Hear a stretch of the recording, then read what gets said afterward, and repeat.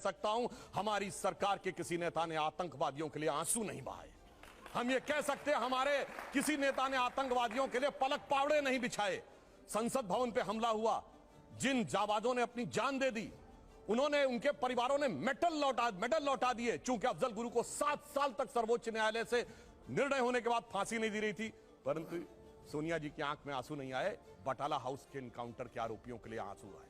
हमने किसी जाकिर नायक को शांति का मसीहा कहने वाले, इशरत जहां को बेटी कहने वाले, अफजल को हालात का मारा कहने वाले, हाफिज को साहब कहने वाले, ओसामा को जी कहने वाले, बुरहान वानी को भटका नौजवान कहने वाले आतंकवाद पे भाषण दे रहे हैं। कहते हैं आईएसआई भारत की धरती पे नहीं था। मैडम, आपकी सरकार के समय में रिपोर्टें हैं आईएसआई के कितने मॉड्यूल्स काम कर रहे थे, और जो आप बता रही हैं वो कहानी तो बहुत पुरानी हो गई।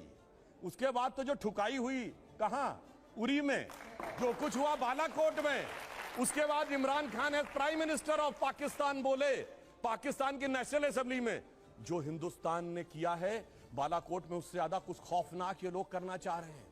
आप ये सोचिए, आप शांति के कबूतर उड़ाते थे और हमने बाज उड़ाए हैं गुरु गोविंद सिंह जी की तरह। और आपने लास्ट में कहा शायद देश 1947 में, 2014 में नहीं, आप 47 से मानते हैं, ये राष्ट्र सनातन है, चिरंतन है, 1947 में पैदा हुआ नहीं है। इसीलिए इस राष्ट्र को कोई अपने को फादर कहने लगता है, कोई क्रिएटर कहने लगता है, कोई राष्ट्र का निर्माता कहने लगता है। ये राष्ट्र वो है। अब लास्ट में एक बात कहता हूं, कर्नाटक बात कही, बिल्कुल अच्छी बात है, पर मैं पूछना चाहता हूं, कर्नाटक में चुनाव परिणाम आए, हम हारे और ये जीते, पर पूछना चाहता हूं, राहुल गांधी जी ने जाकर कहा था कि इंडिया में डेमोक्रेसी ऑलमोस्ट खत्म हो गई है, सारे संस्थान अब काम नहीं कर पा रहे हैं। तो मैं पूछना चाहता हूं, 2 सुप्रीम कोर्ट के जजमेंट आए जो आपने कहा आपके पक्ष में आए, उसके बाद अब इलेक्शन कमीशन सही है कि नहीं, ईवीएम सही है कि नहीं, आप डेमोक्रेसी से जीते हैं कि नहीं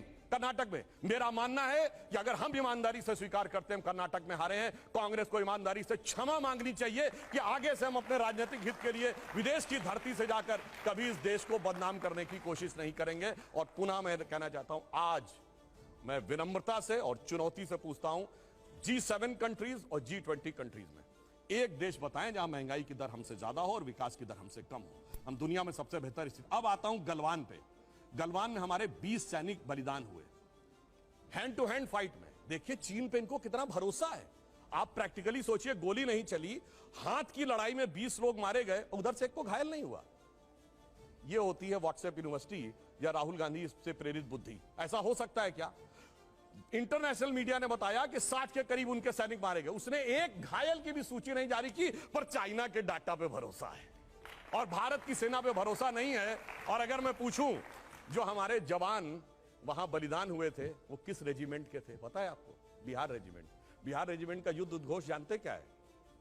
बहुत घनघोर सांप्रदायिक लगेगा आपको। बिहार रेजिमेंट का युद्ध उद्घोष है बजरंग बली की जय, मगर वो इनको लगता है सांप्रदायिक। राजपूत रेजिमेंट का युद्ध उद्घोष है राजा रामचंद्र की जय, सुनिए। और जो हमारी गोरखा रेजिमेंट का युद्ध उद्घोष है जय जय महाकाली आयोरी गोरखाली। मगर अफसोस है कि भारत की ऊर्जा ओजस्विता के सारे प्रतीकों को सांप्रदायिक कह के आपने उनको भोथरा करने का प्रयास